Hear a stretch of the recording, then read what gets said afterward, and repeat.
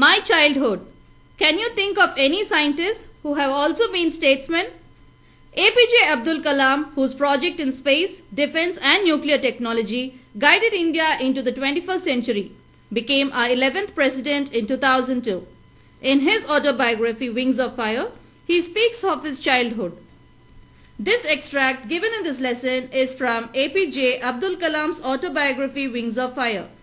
In this autobiography, he speaks about his childhood days. I was born into a middle-class Tamil family in the island town of Rameshwaram in the erstwhile Madras state. My father Jainul Abdin had neither much formal education nor much wealth. Despite these disadvantages, he possessed great innate wisdom and true generosity of spirit. He had an ideal helpmate in my mother Aisha Ma. I do not recall that exact number of people she fed every day, but I am quite certain that far more outsiders ate with us than all the members of our own family put together.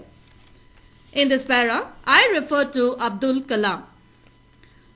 Abdul Kalam was born in a middle-class Tamil family in the island town of Rameshwaram in the erstwhile Madras, that is former Madras state.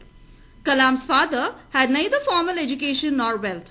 Apart from these two disadvantages, he had inborn wisdom and true generosity of spirit. Jainul Abdin had a perfect helpmate Aisha Ma, that is Kalam's mother. Kalam could not calculate the number of people who came to his house and had food every day, but he was sure that more outsiders ate with them compared with all his family members. I was one of many children, a short boy with rather undistinguished looks, born to tall and handsome parents. We lived in our ancestral house, which was built in the middle of the 19th century. It was a fairly large Paka house made of limestone and brick on the Mosque Street in Rameshwaram. My austere father used to avoid all inessential comforts and luxuries. However, all necessities were provided for in terms of food, medicine or clothes. In fact, I would say mine was very secure childhood, both materially and emotionally. In this para, Abdul Kalam was one among many children in his family. He was a short boy, not very good in appearance, and was born to a tall and handsome parents. Kalam and his family lived in their ancestors' house, which was built in 19th century. It was a Paka house, which was made of limestone and brick, on the Mosque Street in Rameshwaram. Kalam's father, who was very simple and strict, did not wish for unwanted comforts and luxuries, but provided all the needs for his family, example, food, medicine, clothes, etc. Kalam led a very secure life, both materially and emotionally. Here, materially means he was fulfilled with all his basic requirements. The Second World War broke out in 1939, when I was 8 years old. For reasons I have never been able to understand, a sudden demand of tamarind seeds erupted in the market. I used to collect the seeds and sell them to a provision shop on Mosque Street. A day's collection would fetch me the princely sum of 1 anna. My brother-in-law Jalaluddin would tell me stories about the war, which I would later attempt to trace in the headlines in Dinamani. Our area being isolated was completely unaffected by the war. But soon India was forced to join the Allied forces and something like a state emergency was declared. Here, when Abdul Kalam was 8 years old, the Second World War broke. There was a sudden demand for tamarind seeds in the market. So Abdul Kalam collected all the tamarind seeds and sold them to a provision shop on the Mosque Street. A day's collection was 1 anna. Here anna means an old Indian coin worth about 6 paise. His brother-in-law Jalaluddin used to tell him stories about the war, which Kalam later saw in the headlines in Dinamani. Here the name Dinamani refers to a newspaper.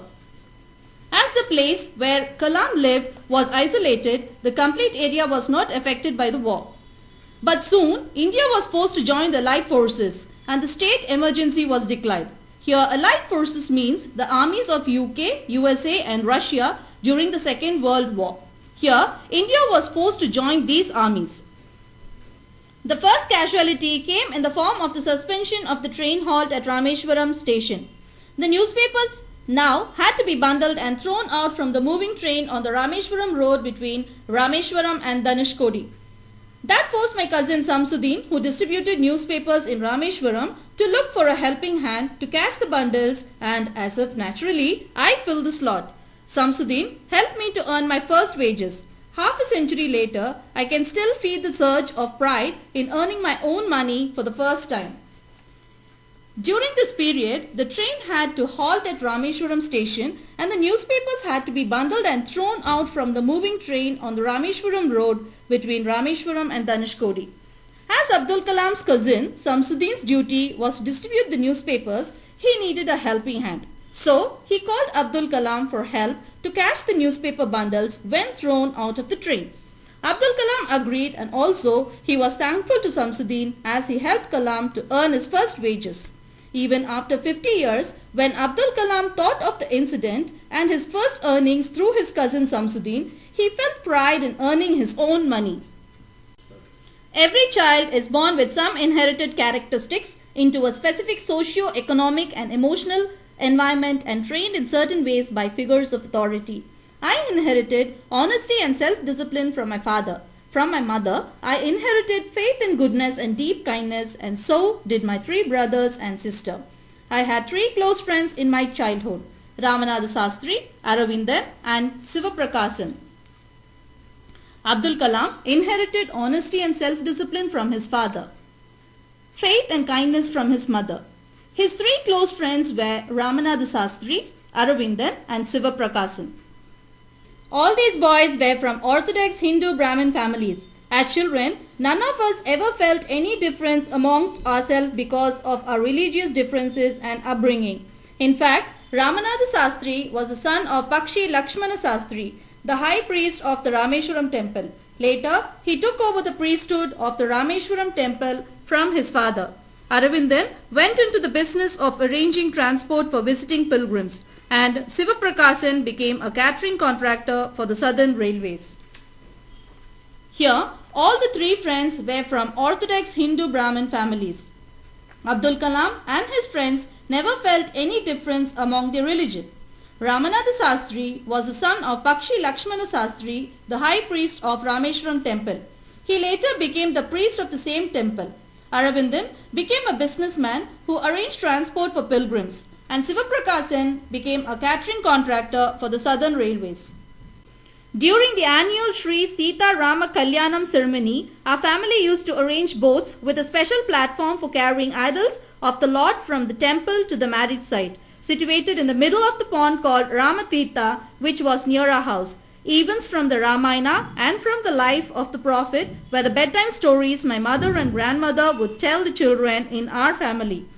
Here, Abdul Kalam's family arranged boats during Sri Sita Rama Kalyanam.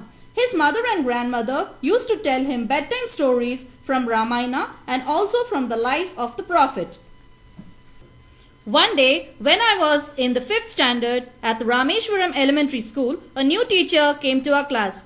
I used to wear a cap which marked me as a Muslim, and I always sat in the front row next to Ramanatha Sastri, who wore the sacred thread. The new teacher could not stomach a Hindu priest's son sitting with a Muslim boy. In accordance with our social ranking, as the new teacher saw it, I was asked to go and sit on the back bench. I felt very sad, and so did Ramanatha Sastri. He looked utterly downcast as I shifted to my seat in the last row. The image of him weeping when I shifted to the last row left a lasting impression on me. When Abdul Kalam was in 5th standard at Rameshwaram Elementary School, a new teacher came to the class. Abdul Kalam was sitting with his close friend Ramanatha Sastri in the front row. The new teacher could not tolerate a Hindu priest's son sitting with a Muslim boy. He asked Abdul to sit on the back bench. Abdul Kalam was very sad, and so was Ramanatha Sastri. Abdul found Sastri weeping as he went to the last row. This made the lasting impression on Abdul Kalam. After school, we went home and told our respective parents about the incident. Lakshmana Sastri summoned the teacher and in our presence told the teacher that he should not spread the poison of social inequality and communal intolerance in the minds of innocent children. He bluntly asked the teacher to either apologize or quit the school and the island. Not only did the teacher regret his behavior, but the strong sense of conviction Lakshmana Sastri conveyed ultimately reformed this young teacher. Later, Ramanatha Sastri's father called the teacher. He asked him not to spread the poison of social separation among the children. The teacher felt sorry for the same. On the whole, the small society of Rameshwaram was very rigid in terms of the segregation of different social groups. However, my science teacher Sivasubramanya Iyer, though an orthodox Brahmin with a very conservative wife, was something of a rebel. He did his best to break social barriers so that people from varying backgrounds could mingle easily. He used to spend hours with me and would say, "Kalam, I want you to develop so that you are on par with the highly educated people of big cities." Here, Abdul Kalam's science teacher Sivasubramanya Iyer was a high caste Brahmin. His wife was very conservative, but he did his best to break social barriers. He also advised Abdul to develop his knowledge. One day, he invited me to his home for a meal. His wife was horrified at the idea of a Muslim boy being invited to dine in her ritually pure kitchen. She refused to serve me in her kitchen. Sivasubramanya Iyer was not perturbed, nor did he get angry with his wife, but instead served me with his own hands and sat down beside me to eat his meal. His wife watched us from behind the kitchen door. One day, he invited Abdul to his home for a meal. His wife refused to serve Abdul Kalam in her kitchen. She stood behind the door and watched at him. I wondered whether she had observed any difference in the way I ate rice, drank water, or cleaned the floor after the meal. When I was leaving his house, Sivasubramanya Iyer invited me to join him for dinner again the next weekend. Observing my hesitation, he told me not to get upset, saying, "Once you decide to change the system, such problems have to be confronted." When I visited his house the next week, Sivasubramanya Iyer's wife took me inside the kitchen and served me food with her own hands. The teacher invited Abdul to come again the next weekend. He went to his house next week. His wife took Abdul Kalam inside her kitchen. She served him food with her own hands. Then the Second World War was over and India's freedom was imminent. "Indians will build their own India," declared Gandhiji. The whole country was filled with an unprecedented optimism. I asked my father for permission to leave Rameshwaram and study at the district headquarters in Ramanathapuram. Abdul grew up. He asked his father permission to study at Ramanathapuram. His father allowed him to do so. His father consoled his mother, who had grown emotional. He told me as if thinking aloud, "Abdul, I know you have to go away to grow. Does the seagull not fly across the sun, alone and without a nest?" He quoted Khalil Gibran to my hesitant mother. "Your children are not your children. They are the sons and daughters of life's longing for itself. They come through you, but not from you. You might give them your love, but not your thoughts, for they have their own thoughts." Abdul Kalam's father referred to Khalil Gibran, the Persian philosopher. He told his wife that her children were not hers. They were the sons and daughters of life's longing for itself. They came through her and not from her. She might give them her love, but their thoughts were theirs.